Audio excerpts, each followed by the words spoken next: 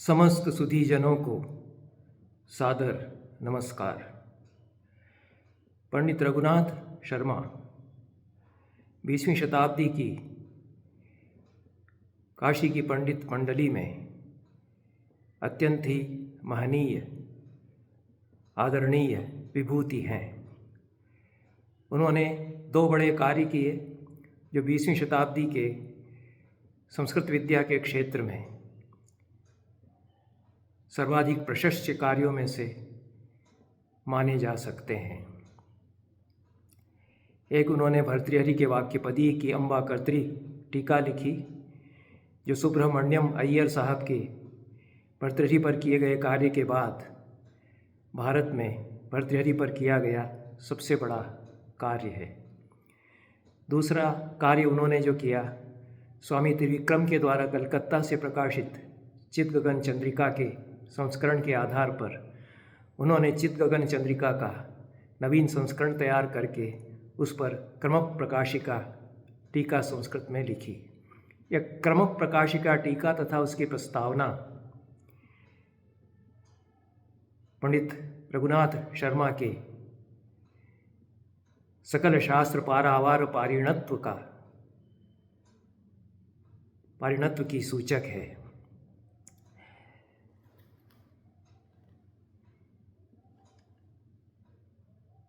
पंडित रघुनाथ शर्मा की एक दृष्टि है कि चित्तगगन चंद्रिका इस ग्रंथ की काली की स्तुति में लिखे गए इस ग्रंथ की तो कुल दर्शन और क्रम दर्शन के अनुसार व्याख्या करते ही हैं। वे कालिदास के काव्यों की भी क्रम दर्शन और कौलमत के अनुसार व्याख्या करते हैं। उनका कहना यह है कि यद्यपि कालिदास ने स्पष्ट उद्घोष कहीं भी नहीं किया है कि मैं कौल मतानुयायी या क्रम दर्शन मतानुयायी हूँ, यह तो महाकवि की प्रतिभा के अनुरूप ही है जो सार्वभौम सत्य का अंगीकार करती है, परंतु अपने काव्यों में क्रम दर्शन को वे व्यक्त करते हैं। इस दृष्टि से सबसे पहले पंडित रघुनाथ शर्मा का कालिदास इस नाम पर विचारणीय है और उनका कहना यह है कि काल्याः दासः कालिदासः ऐसा सामान्यतया माना जाता है और अनेक कालिदास हुए, यह भी पंडित रघुनाथ शर्मा स्वीकार करते हैं। चित्तगगन चंद्रिकाकार कालिदास भी कालिदास हैं, यद्यपि उनका वास्तविक नाम श्रीवत्स है, पर कालिदास के नाम से वे अधिक जाने गए चित्तगगन चंद्रिका के प्रणेता होते हुए। और अन्य भी अनेक कालिदास हैं जिनकी की चर्चा मैंने भी की है। सभी काली के दास होने के कारण ही कालिदास कहलाते हैं। तब प्रश्न यह आता है कि काल्याः दासः कालिदासः ऐसा व्याकरण सम्मत संज्ञा होनी चाहिए थी, दीर्घ इकार होना चाहिए। काली का दास तो कालिदास ऐसा ही होना चाहिए था। सारे के सारे जितने भी हैं मूल कालिदास के पश्चात के कालिदास वे सभी ह्रस्व इकार वाले कालिदास क्यों हैं? वो कालिदास क्यों उनको नहीं कहते? किसी व्यक्ति का नाम कालिदास रखा गया हो ऐसा मुझे स्मरण नहीं है। जो आद्य कालिदास थे उनका नाम ऐसा रूढ़ हुआ है कि उनके अनुकरण पर जितने नाम रखे जाते हैं वे कालिदास नहीं रखे जाते, कालिदास नाम रखे जाते हैं। उसकी एक अन्य व्युत्पत्ति या अन्य समाधान किसी विद्वान ने यह भी किया कि कालस्य अपत्यम पुमान कालिः, तस्यापत्यम इस सूत्र से अतिंग से इस अर्थ में अतिंग से इंग प्रत्यय लगा करके काल में इंग प्रत्यय लगा करके काली ऐसा शब्द दाशरथी की तरह बनाए और तस्य कालेह दासः कालिदासः, तब कालिदास बन जाएगा उस दृष्टि से। परंतु यह कुछ जमता नहीं है। इति सर्वथा न दृश्यति मनसि, ये मन में कुछ बैठता नहीं है, क्योंकि काल कौन है, फिर काल का अपत्य कौन है? यदि काल शिव का पर्याय माने तो शिव के फिर दो संतानें हैं, गणेश और कार्तिकेय। गणेश के उपासक कालिदास थे नहीं, गणेश का नाम ही उन्होंने अपने काव्यों में, सातों काव्यों में कहीं नहीं लिया है। कार्तिकेय से वे परिचित हैं। कुमार संभव काव्य कार्तिकेय की उत्पत्ति को विषय बना करके लिख रहे हैं, पर कार्तिकेय भी उनके उपास्य तो नहीं है, उनके दास वे नहीं अपने आप को कहेंगे। तो आद्य कालिदास का नाम जो कालिदास चल पड़ा, उसमें दीर्घ इकार क्यों नहीं है? इसका समाधान थोड़ा सा अनूठा समाधान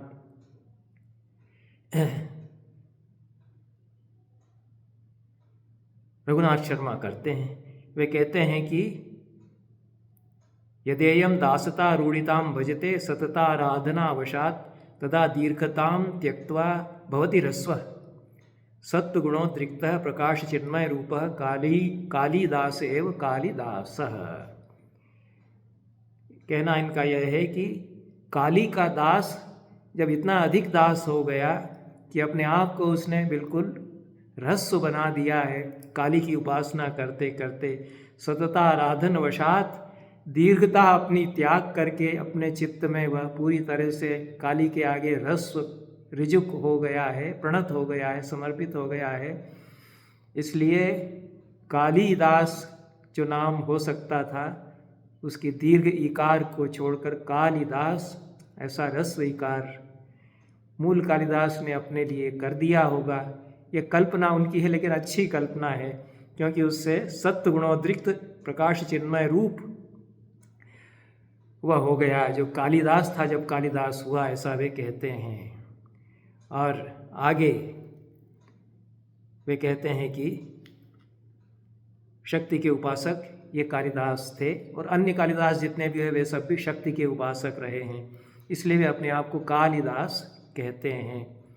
और वागर्थाव्यव संप्रक्तौ वागर्थ प्रतिपत्तये जगतः पितरौ वंदे पार्वती परमेश्वरौ। इस श्लोक की भी व्याख्या रघुनाथ शर्मा इसी दृष्टि से करते हैं कि परावाक के स्तवन के द्वारा शक्ति उपासकत्व ही यह कालिदास का सूचित करता है। यह रघुवंश का जो पद्य है, और वे वायवी संहिता या वायु पुराण को कदाचित उन्होंने वायवी संहिता कहा है, उससे श्लोक उद्धृत करते हैं। शब्द जातमशेषम तु धत्ते सर्वस्य वल्लभा अर्थस्वरूपम अखिलम धत्ते मुग्धेन्दु शेखरः। जितना भी शब्द राशि है वह सर्वेंदु वल्लभा पार्वती या भवानी है, और अर्थस्वरूप जितना जो कुछ जगत है वह शिव स्वरूप है। इसलिए वाक में शब्द और अर्थमयी जो वाक है उसमें शब्दजात शब्द राशि जितनी है वे पार्वती हैं, और जितने अर्थ हैं वे शिव हैं। ऐसा आशय लेने पर वागर्थ संप्रक्ति की बात करते हुए पार्वती और परमेश्वर की मैं वंदना करता हूँ, ऐसा जब कालिदास कहते हैं, तो अंततः उनका शक्ति उपासकत्व ही सूचित इसलिए होता है कि प्रकृति तो मूल तो शक्ति है, आद्या सृष्टि तो वही है।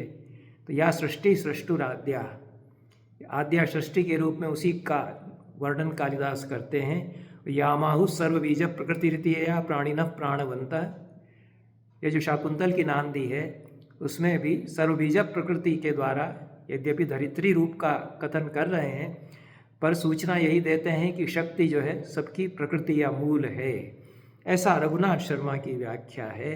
इसलिए शक्ति भी यदि वागर्थ की स्तुति करते हैं, पार्वती परमेश्वर वागर्थ रूप हैं ऐसा कहते हैं, तब भी पार्वती और परमेश्वर के युग्म में भी आद्या शक्ति के रूप में मूल तो शक्ति तत्व ही है। इसलिए उसी की अंततः उपासना वस्तुतः कालिदास कर रहे हैं, यह आशय लेना चाहिए।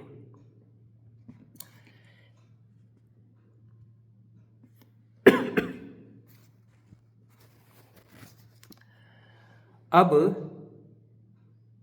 इसमें आगे कालिदास कहते हैं, शंकर के मुंह से कहलवाते हैं कुमार संभव में, विदितम वो यथा स्वार्था न मे काश्चित प्रवृत्तयः ननु मूर्ति विरष्टाभिरित्थम भूतोस्मि सूचिता। सप्तर्षियों को बुलाकर कुमार संभव के 6ठे सर्ग में शंकर कहते हैं, इस प्रसंग पर मैंने 2-1 दिन पहले भी चर्चा की है कि किस तरह से सप्तर्षियों को बुला करके वे कहते हैं कि हमारे विवाह की बात आप हिमालय से कीजिए, लेकिन विवाह में अपने लिए नहीं कर रहा हूँ। तो आरंभ में ही यह स्पष्ट कर देते हैं कि मेरा यह उपक्रम कि उस लड़की से, उस कन्या से, पार्वती से मेरे विवाह की बात जाकर आप करिए, तो यह मेरा अपने लिए कोई भी उपक्रम, उद्योग नहीं है। तो कहते हैं कि आप लोग तो स्वयं जानते ही हैं कि स्वार्थमय मेरी कोई भी प्रवृत्ति नहीं होती। मैं अपने स्वार्थ के लिए, अपने लिए कोई कार्य नहीं करता। ननु मूर्ति विरष्टाभिरित्थम भूतोस्मि सूचितः। अपनी 8 मूर्तियों के द्वारा मेरा यह जो स्वरूप है, यह इस प्रकार से सूचित है ही। ऐसा कहते हैं कि 8 मूर्तियों के द्वारा मैं व्याप्त हूँ। अब 2 स्वरूप हो जाते हैं। एक व्यक्ति स्वरूप शिव का हो जाता है, जो जिसका कि विवाह हो रहा है, जिसका कि शरीर है, पार्वती से विवाह हो रहा है। एक पारमार्थिक स्वरूप है जो 8 मूर्तियों के द्वारा व्याप्त है। दोनों में कोई भी अंतर नहीं है, क्योंकि जो व्यक्ति शरीर है वह कह रहा है कि मैं अपनी 8 मूर्तियों से समस्त ब्रह्मांड में व्याप्त हूँ, ऐसा बुला करके कह रहे हैं। फिर यह भी कह रहे हैं कि मेरे विवाह की बात कीजिए। तो कालिदास की दृष्टि में यह जो दृश्यमान जगत है उसमें और जो परमार्थ है, शिवस्वरूप जो परमार्थ है, उसमें कोई भी अंतर नहीं है। तो जो व्यक्ति दिखाई दे रहा है वह भी शिवस्वरूप है, वह भी शिव है, और जो जगत दिखाई दे रहा है वह तो शिवरूप है ही, और जो परम तत्व रमा हुआ है सृष्टि में वह भी शिव है। इसलिए शिव के मुंह से वह ऐसा कहलवाते हैं। रघुनाथ शर्मा कहते हैं कि सृष्टि रहस्य के प्रकाशन में इस पद्य का तात्पर्य है कुमार संभव में। और फिर संपूर्ण कुमार संभव चूँकि कुमार के अवतरण का काव्य है, तो उसमें ये शिव ही कुमार के रूप में अवतरित होंगे, यह भी कालिदास सूचित कर देते हैं। तो यदि 8वें सर्ग तक ही काव्य को परिवसित मानते हैं, इसकी व्याख्या को आगे बढ़ाते हुए, रघुनाथ शर्मा की व्याख्या को आगे बढ़ाते हुए हम कह सकते हैं कि उन्होंने 8वें सर्ग तक ही लिखा, तब भी ये जो सारी अवतारणा है वह कुमार के जन्म के लिए है काव्य की। और कुमार तो शिवस्वरूप स्वयं है, क्योंकि आत्मा वही पुत्र नामासी, आत्मा वही जायते पुत्र, तो शिव ही अवतरित होते हैं, तब ये शिव का ही काव्य है। और तदनुसार यह जो क्रम दर्शन है उसका प्रख्यापन यह काव्य करता है कि शिव ही सर्वत्र व्याप्त हैं। अब बहुत सुंदर पद्य इन्होंने लिया, उस पर रघुनाथ शर्मा की दृष्टि गई इस दृष्टि से कि किस प्रकार से उसमें क्रम दर्शन का रहस्य उन्मीलित होता है। हिमालय सप्तर्षियों का स्वागत करते हैं। आगे चल करके जब सप्तर्षि उनके पास या नारद उनके पास पहुँचते हैं सप्तर्षियों सहित, तो जंगमम प्रेष्य भावे वह स्थावरम चरणांकितम विभक्तानुग्रहम मन्ये द्विरूपमपि मे वपुः। हिमालय कहते हैं कि मेरा शरीर 2 रूपों में है। यहाँ पर भी 2 रूप हो गए, एक दृश्यमान है, एक पारमार्थिक रूप है।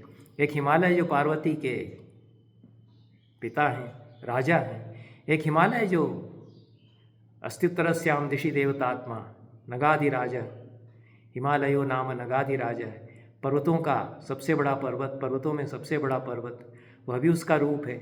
दोनों ही रूप, कोई अंतर नहीं कालिदास की दृष्टि में।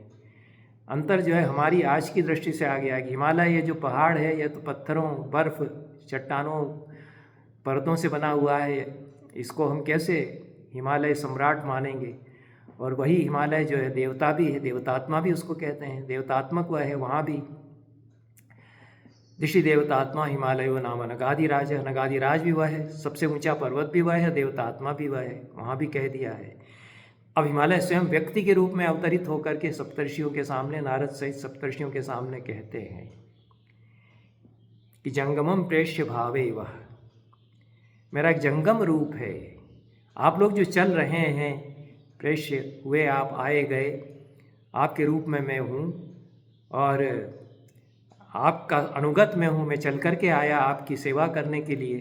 यह मेरा जंगम रूप है और मेरा स्थावर रूप है। हिमालय पर्वत के रूप में भी मैं ही हूँ, जो इस पर्वत तो चल नहीं सकता है, अब मैं तो चल करके आया। तो आपका मैं दास हूँ, आपके लिए मैं चल कर के आ गया इस व्यक्ति के रूप में, शरीर मेरा मनुष्य शरीर के रूप में, यह भी मेरा एक रूप, और हिमालय पहाड़ के रूप में भी मैं ही स्थित हूँ, यह भी मेरा रूप, स्थावर रूप मेरा, जंगम रूप मेरा। ये दोनों ही रूप जो मेरे हैं वह चरणांकितम, आपके चरणों से अंकित है। मैंने मस्तक आपके चरणों पर रखा, तो मेरा यह जो व्यक्ति शरीर है, व्यक्त शरीर है मनुष्य के रूप में, यह भी आपके चरणों से अंकित हो गया। और मेरा जो स्थावर रूप है हिमालय पर पहाड़ के रूप में जो मेरा रूप है, उस पर भी आप पग रख कर के आए, चरण रख कर के आए, तो वह भी आपके चरणों से अंकित है। तो आपने मेरे दोनों ही रूपों पर अपना अनुग्रह विभक्त कर दिया है। हिमालय कहते हैं विभक्तानुग्रहम मन्ये द्विरूपमपि मे वपुः, दोनों ही मेरे स्वरूपों पर, दोनों ही मेरे रूपों पर आपने अपना अनुग्रह विभक्त कर दिया। ऐसा ही मैं इसका अर्थ समझ रहा हूँ, रघुनाथ शर्मा ने तो अर्थ किया नहीं है। तो वो व्याख्या में कहते हैं कि यथा जंगम सृष्टि प्राणीश अनुग्रहात्मिका तथैव स्थावर सृष्टिरपि। इस श्लोक में कालिदास यह कहना चाहते हैं कि जो जंगम सृष्टि है ईश्वर की, वह प्राणियों पर उनका अनुग्रह जिस प्रकार से है, उसी प्रकार से जो स्थावर सृष्टि है उनकी, वह भी प्राणियों पर अनुग्रह ही है।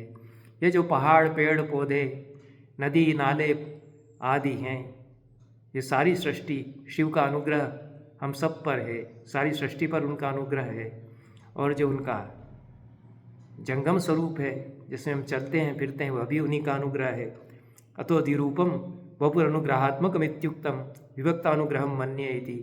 जो दोनों रूप है स्थावर और जंगम सृष्टि में, वे दोनों ही शिव के अनुग्रह रूप हैं, ऐसा कालिदास यह कहना चाहते हैं।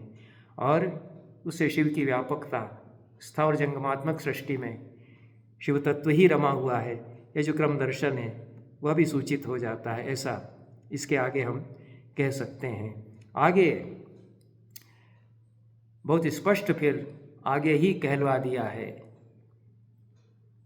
उसी के, भवत संभावनोत्थाय परितोषाय मूर्छति अपि व्याप्त दिगंतानि नांगानि प्रभुवंती में। आपकी संभावना के लिए मैं उठ कर के खड़ा हुआ, लेकिन दिगंत में मेरा स्वरूप व्याप्त है, तो कहाँ से मैं वंदना आपकी करूं? दिगंत तक व्याप्त मेरा जो स्वरूप है, उससे मैं कैसे आपकी वंदना करूं? यह यहाँ पर कहलवाते हैं। शिव की व्यापकता ही उसके द्वारा, दिगंत में व्यापक उनका स्वरूप है, यह कालिदास यहाँ कह रहे हैं। और शिव की बारात के वर्णन में इस श्लोक पर मैं चर्चा पहले कर चुका हूँ। उसकी व्याख्या रघुनाथ शर्मा कौल दर्शन के अनुसार करते हैं। वो काली को सर्वव्यापक तत्व के रूप में किस प्रकार से सर्वप्रतिष्ठित कालिदास यहाँ करना चाहते हैं। तासाम च पश्चात कनक प्रभाणाम काली कपालाभरणा चकासे। उन सारी कनक प्रभाओं के आगे आगे कपालाभरण काली चल रही थी शिव की बारात में, ऐसा जब कहा है तो उसमें बाकी उपमा, उसमें जो उत्प्रेक्षा की उत्तरार्ध में उसकी चर्चा नहीं करूँगा, उस पर मैं पहले भी बात कर चुका हूँ। बलाकाओं वाली नील पयोध राजी जिस प्रकार से शतररदा के द्वारा आगे रहती है, तो ये जो कहा है कि कपाल आभरण वाली काली आगे आगे चल रही थी, उससे काली तत्व ही आद्य तत्व है, यह सूचित करना चाहते हैं। और कालिदास क्रम दर्शना पर पर्याय कुल दर्शन को स्वीकार करते हैं, वही उनका अभिमत है, ऐसा रघुनाथ शर्मा कहते हैं। तो कालिदासस्य क्रम दर्शना पर पर्यायम कुल दर्शनमेव अभिमतम मुख्यम दर्शनमासीत् इति सडिंडिम घोषम वक्तुम शक्यते। इस श्लोक से वो यही आशय निकालते हैं कि यह श्लोक तो नगाड़े की तरह घोष करते हुए कह रहा है कि कालिदास क्रम दर्शन जिसका पर्याय है, ऐसे कुल दर्शन को स्वीकार करते हैं, क्योंकि उसको पुरस्तात् माने आगे आगे काली है ऐसा वहाँ पर उन्होंने कह दिया है। तो यह रघुनाथ शर्मा अंततः यह स्वीकार करते हैं या स्थापित करते हैं कि समस्त काव्य नाटक वाङ्मय जो कालिदास का है, वह क्रम दर्शन और कुल दर्शन से अनुप्राणित है। यह उनकी शब्दावली ही है। कालिदास प्रणीत निखिलमपि काव्य नाटक वाङ्मयं क्रमदर्शनापर पर्याय कुलदर्शनानुप्राणितमेव। बाकी तो मंगलाचरण नांदी पद्य जो उनके हैं उन पर बात मैं भी करता रहा हूँ, लेकिन बहुत ही अच्छा है श्लोक इसी प्रसंग में कुमार संभव में जो हिमालय कहते हैं ये सुंदर है। इसकी इस दृष्टि से व्याख्या जो रघुनाथ शर्मा ने की है बड़ी अच्छी है। तो सारे क्रम सिद्धांत और कुल सिद्धांत को मन में रख कर के हिमालय के मुख से कालिदास यह कहलवाते हैं, ऐसा रघुनाथ शर्मा कहते हैं। अद्य प्रभृतिभूतानाम अधिगम्योऽस्मि शुद्धये अर्हद्भिश्शिष्टैरध्यास अद्य प्रभृतिभूतानाम अधिगम्योऽस्मि शुद्धये यदध्यासितमर्हद्भिस् तद्धि तीर्थम प्रचक्षते।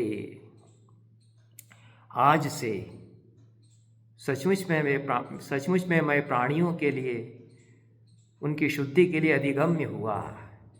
यहाँ जो लोग तपस्या करने आते हैं कि हम शुद्ध होंगे यहाँ तपस्या करने से, ऋषि मुनि आते हैं, या यहाँ जो यात्री आते हैं, तीर्थ यात्री आते हैं कि हम पावन हो जाएंगे हिमालय पर। आजकल तो टूरिस्ट जाते हैं, टूरिस्ट स्पॉट सब बन गए हैं, लेकिन हिमालय पर क्यों जाते हैं इसकी बड़ी अच्छी व्याख्या मुझे बताया गया अभी कि जेम्स स्कॉट कोई हैं, उन्होंने पुस्तक लिखी है कि कैसे हिमालय पर क्यों जाते थे ऋषि मुनि लोग, कि वो एक समानांतर संस्कृति की रचना करते हैं। वहाँ पर रह कर के वे उस सारे प्रपंच से परे जा कर के और साधना करते हैं वहाँ। तो ये हिमालय पर जाकर के वे पावन हो जाते हैं। तो ये हिमालय स्वयं कहते हैं जो कि आज से मैं सचमुच में सारे प्राणियों को शुद्ध बनाने वाला हुआ, क्योंकि आप लोग आए यहाँ, नारद सहित सप्तर्षिगण। यद अध्यासितम अर्हद्भिस् तद्धि तीर्थम प्रचक्षते। अर्हत जनों के द्वारा जो अध्यासित है तीर्थ वही है, ये जो कालिदास ने कहा। इसमें वैसे तो सुस्पष्ट व्याख्या बनी जाती है, पर रघुनाथ शर्मा ने इस तरह से कहा है, उस तरह से कदाचित टीकाकारों ने नहीं कहा कि क्रम दर्शन और कुल दर्शन की दृष्टि से शरीर ही शिव का निवास है, तो शरीर ही तीर्थ है। तो हिमालय दोनों बातें कह रहे हैं कि मेरा जो स्थूल रूप है, जो दृश्यमान पर्वताकार मेरा रूप है, उस पर आपके चरण पड़े तो वह तो तीर्थ हो गया, लेकिन अपने लिए भी तो कह रहा है, जो शरीर उसका है, मनुष्य शरीर जो हिमालय का है, जो राजा के रूप में उसका है, हिमालय राजा है। तो जिनकी की पार्वती बेटी और काली भी उनकी बेटी ही है, 3 बेटियां उनकी हुई पुराणों में जो कथा है तदनुसार।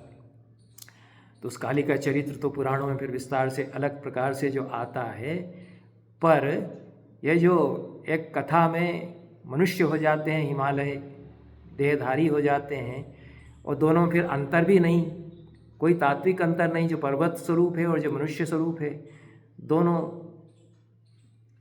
समवाय हैं, एक दूसरे में संवेद हैं।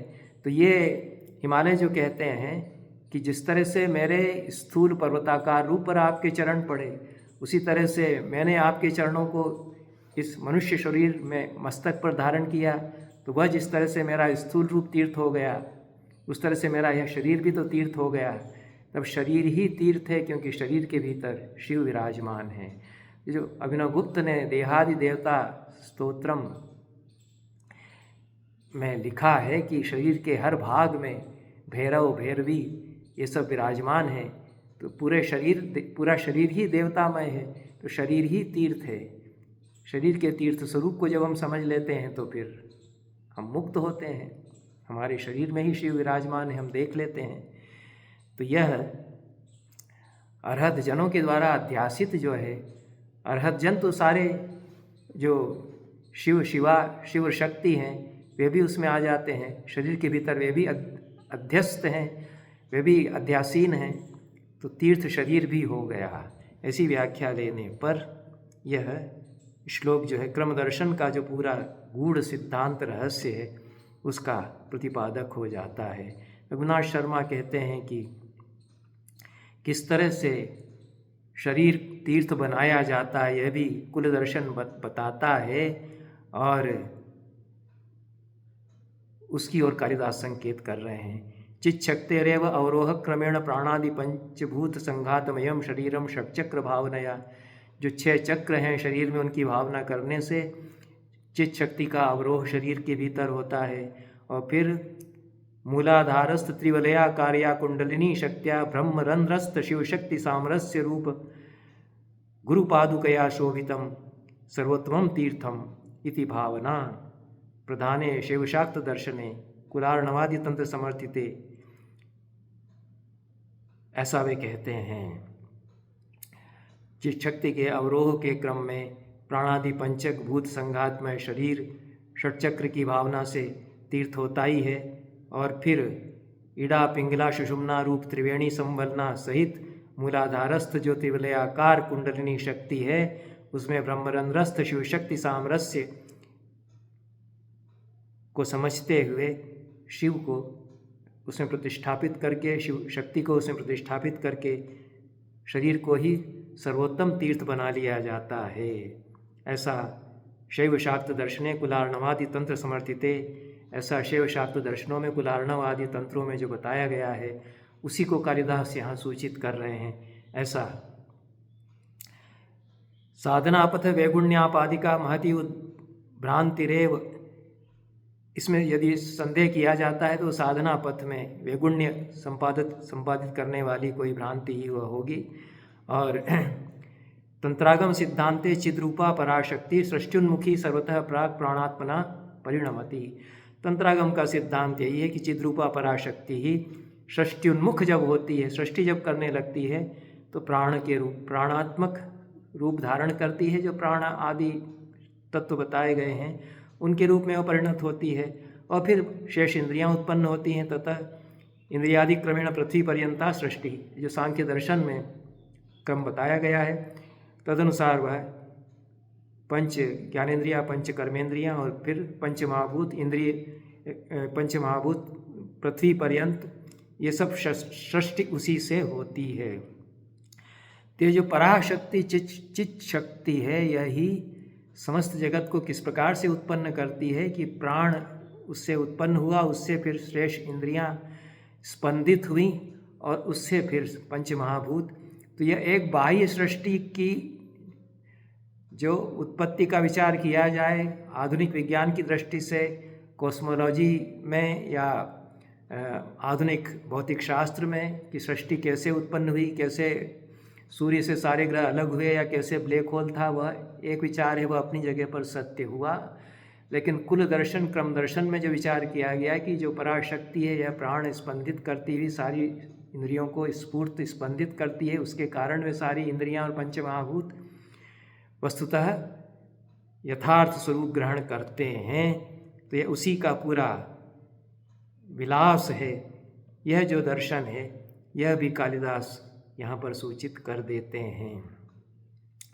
तो इस तरह से सर्वमपि प्राणी चक्रम संहारम वाप्यैव प्रकृतिस्थत्वं लभेत, प्रकृतिस्थत्वं लभेत शक्ते पृथक भावस्तु विकृति दशैवेति शैव शाक्त सिद्धांतमनुवृद्ध्यैव पूर्वोक्त श्लोक स्वारस्यम संघटते।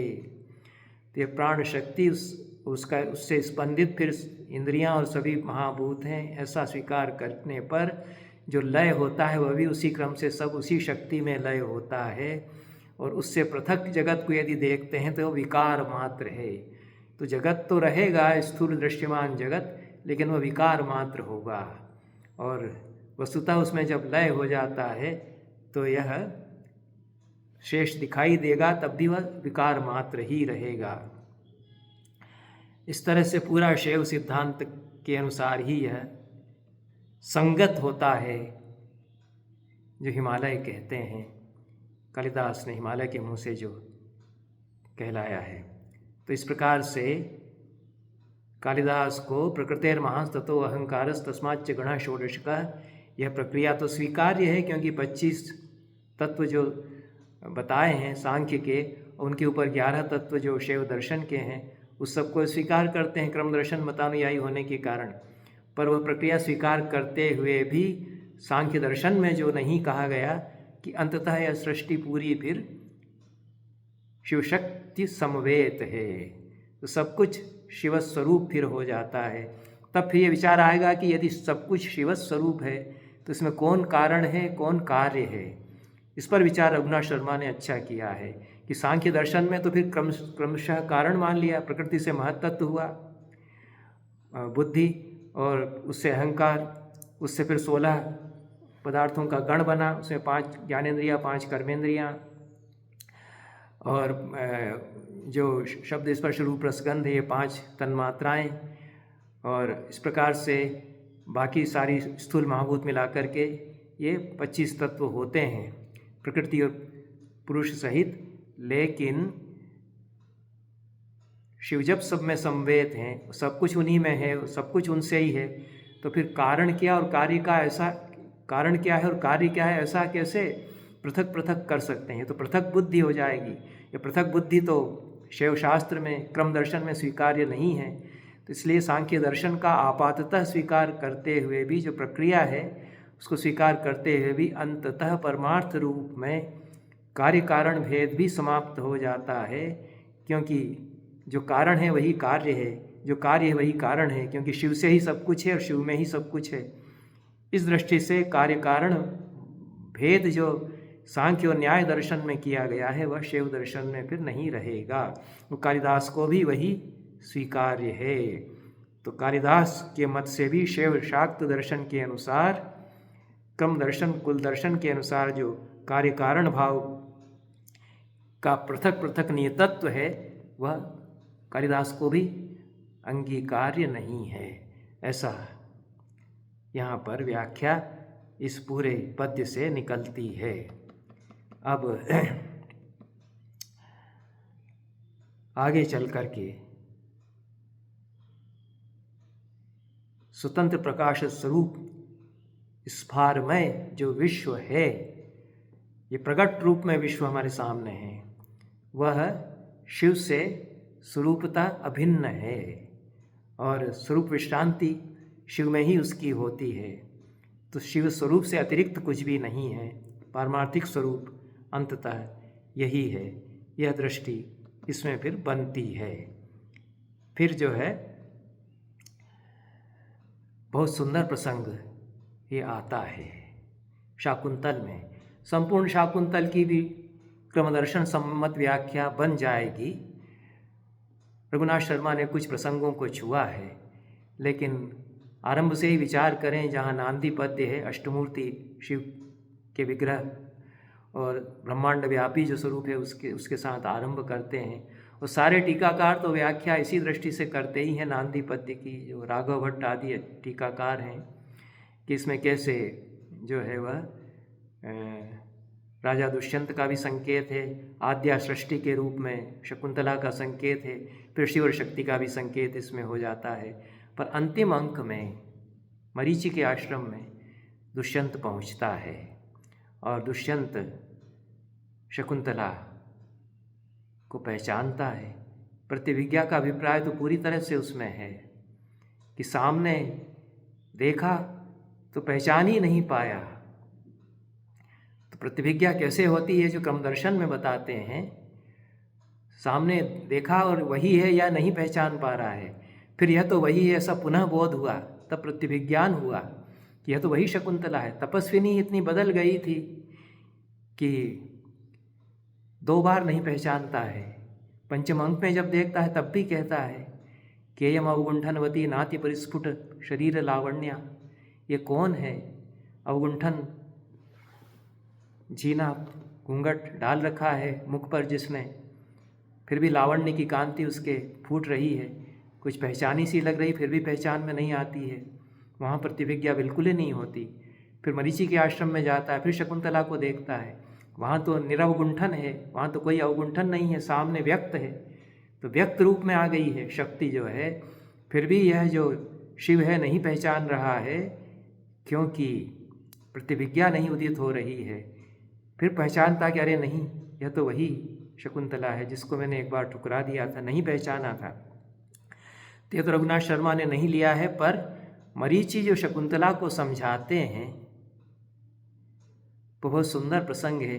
शकुंतला को समझाते हुए कहते हैं कि इस बेचारे को शाप मिला, शापादसि स्मृतिरोध रूक्षे, इससे इसकी स्मृति रुंध गई थी, इस वजह से तुझे यह नहीं पहचान पाया जब तू गई राजसभा में इसके सामने।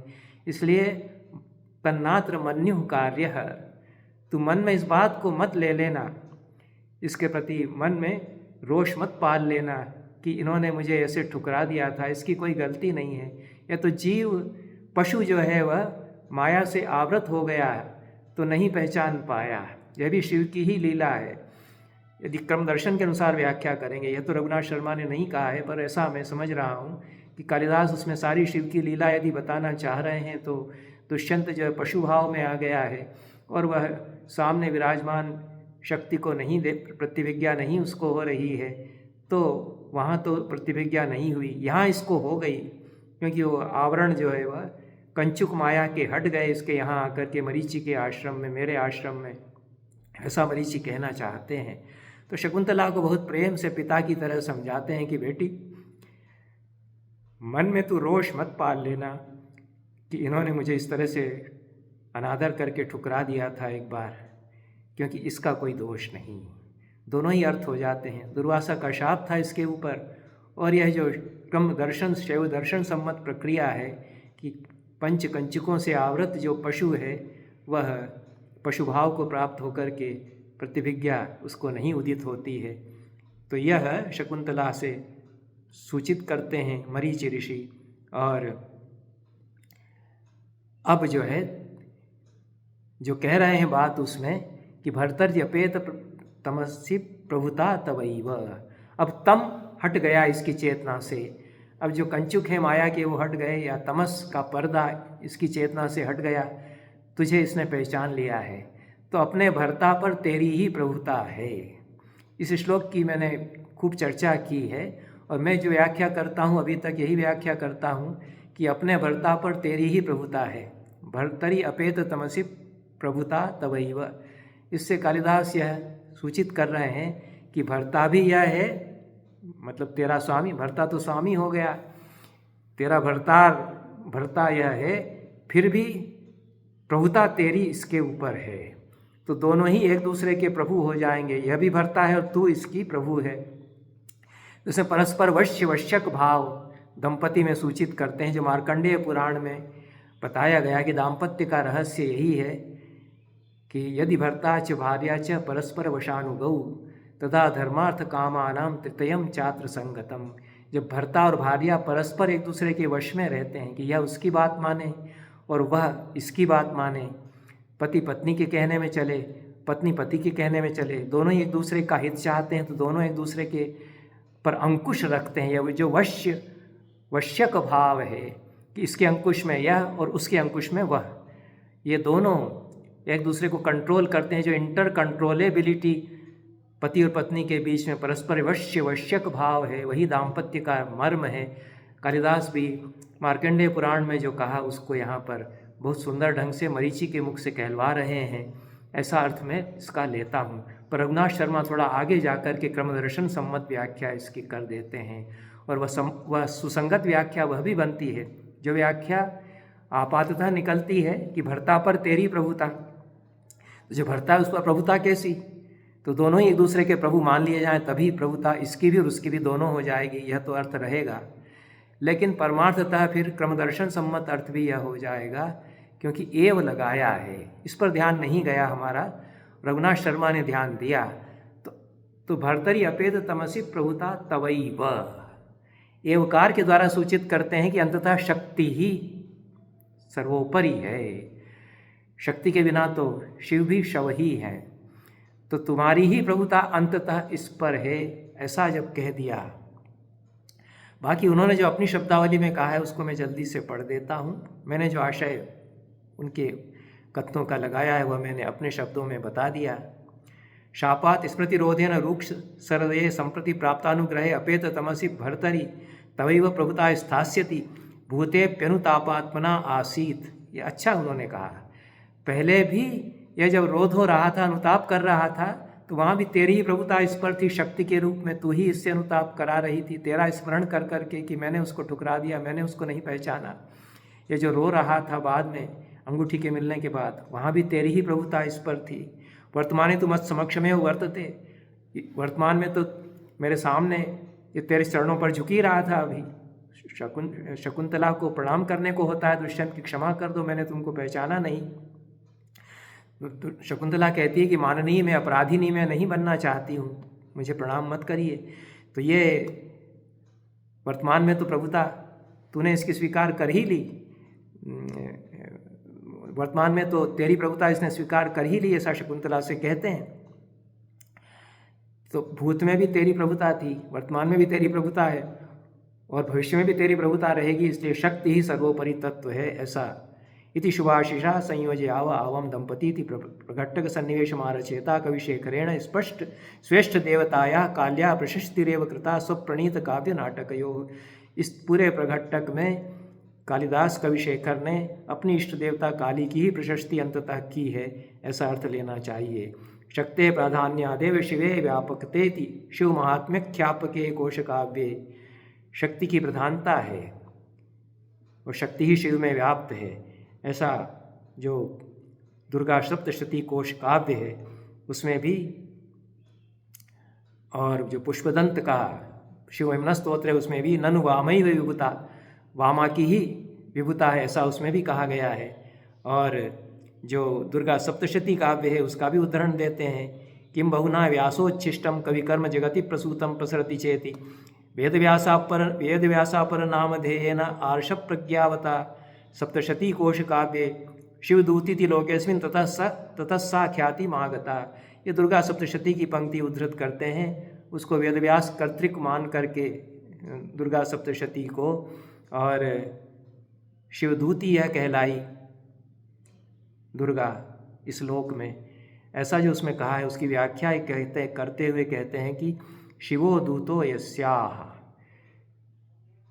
शिवस्य दूती शिवदूती, यह तो तत्पुरुष समास बन ही जाएगा, वो बहुब्रीहि समास बनाते हैं कि शिव दूतो यस्याः, शिव जिसके दूत हैं, तब शक्ति की प्रधानता, शिव उसके दूत बनते हैं, ऐसी व्याख्या इन्होंने मान ली है। यह बहुत ही विचारणीय है।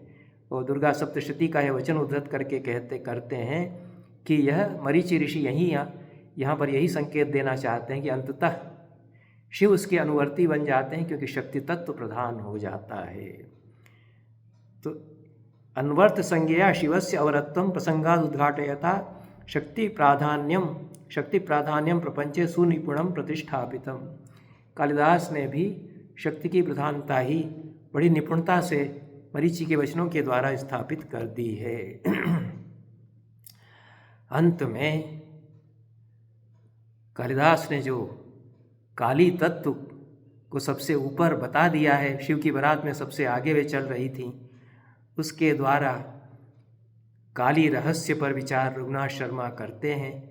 उसका संक्षेप में मैं बता देता हूँ। और रघुनाथ शर्मा का आशय यह है कि कालिदास अपने सारे काव्यों में इसी काली तत्व का प्रतिपादन, कालिका तत्व का प्रतिपादन करते हुए अपने कालिदास इस नाम को अनवर्थक सत्यापित कर रहे हैं।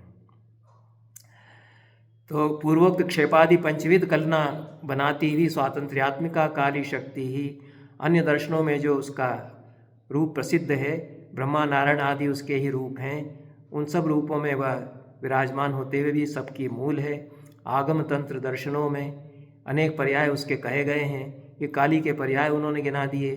कुलम सामर्थ्यम ऊर्मी हृदयम सारह स्पंद विभूति चित्त चिति चैतन्यम स्वरसोदिता परावाक। यह क्रम दर्शन में ग्रंथों में ये शब्द आए हैं। स्वातंत्र्यम त्रिशिका, परात्रिशिका लिखा है अभिनव गुप्त ने।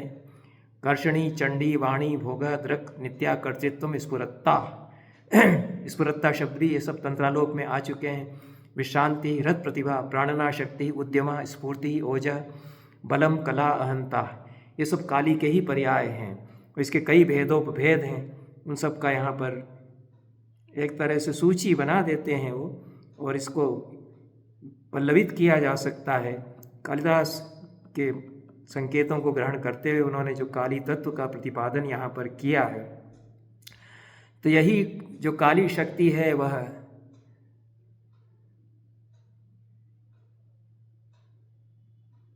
एक अद्वितीय होते हुए भी, अद्वय होते हुए भी विश्व का प्रकाशन, संरक्षण, स्वात्मविमर्शन करती हुई परा परा परा अपरा इन 3 रूपों में अपने आप को व्यक्त करती है। फिर विश्व में नाना रूपों में अपने आप को, नानात्व में अपने आप को विभक्त करके प्रकट करती है और उसी के द्वारा निर्विकल्पक समिन मात्र में वह अवस्थित होते हुए भी समस्त विश्व का भरण और भाषण किया जाता है, उसका प्रकाशन किया जाता है। वही पराशक्ति है और उसी में पूर्वोक्त जगत का प्रतिबिंब होने के कारण सृष्टि का विषय उसमें विराजमान होता है। सारी सृष्टि उसमें प्रतिबिंब स्वरूप होकर के विराजमान है। इस रूप में वह परापरा रूप में रहती है और उससे भिन्न प्रत्येक वस्तु भासित होती है, केवल वस्तु रूप में प्रकट होती है। वह अपरा शक्ति काली की है। प्रमाण, प्रमेय, प्रमात्री इत्यादि रूपों में जब हम विचार करते हैं जगत का, तो वह काली की अपरा शक्ति है। तो पराशक्ति, पराशक्ति और अपराशक्ति तीनों रूपों में काली जो विराजमान है। परा जो सब के ऊपर विराजमान होते हुए सबको भरण धारण प्रकाशन करती है और परा जिसमें कि सब प्रतिबिंब रूप में झलक रहे हैं। प्रतिबिंब अलग झलकता है और दर्पण अलग प्रतीत होता है, वास्तव में अलग नहीं है। तो ये परा रूप हो जाता है। और जब प्रमाण, प्रमेय, प्रमात्री तीनों रूपों में विभक्त विचार करते हैं तो वही अपरा शक्ति हो जाती है।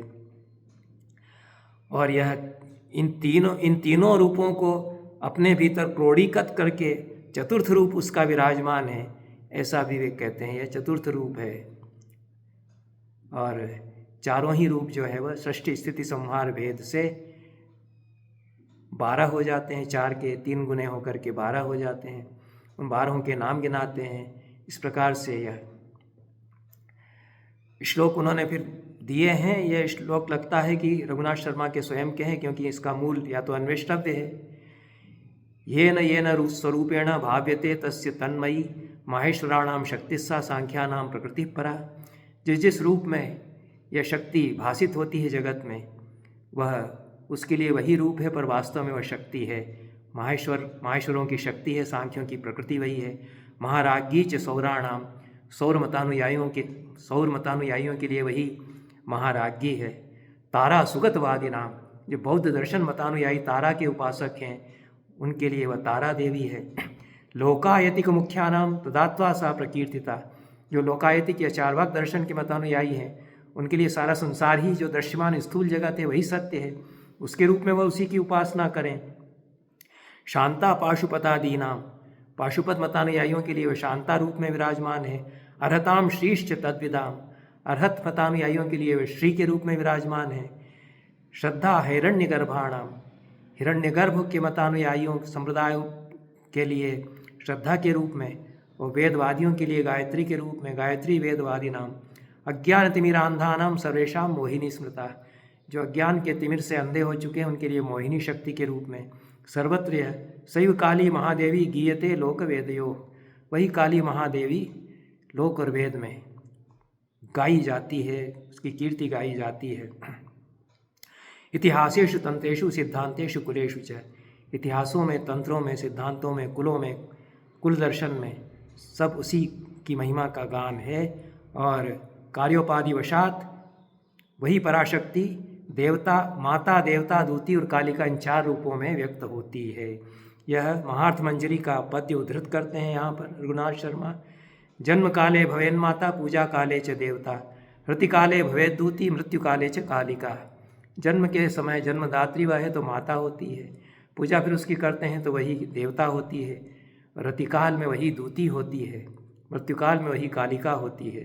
ये काली शक्ति यह विश्व की योनि है और वह स्वतंत्र भी है, इस विश्व से स्वतंत्र भी वह है, स्वातंत्र शक्ति भी वही है। और अपनी भित्ति, स्वेच्छा से अपनी भित्ति में विश्व को उन्मीलित वह करती है। स्वातंत्र की महिमा से वह अपने आप को स्वात्म परात्म के रूप में अवभाषित करती है। इन्हीं शब्दों के साथ आज का यह वक्तव्य समाप्त करते हैं। सभी को धन्यवाद।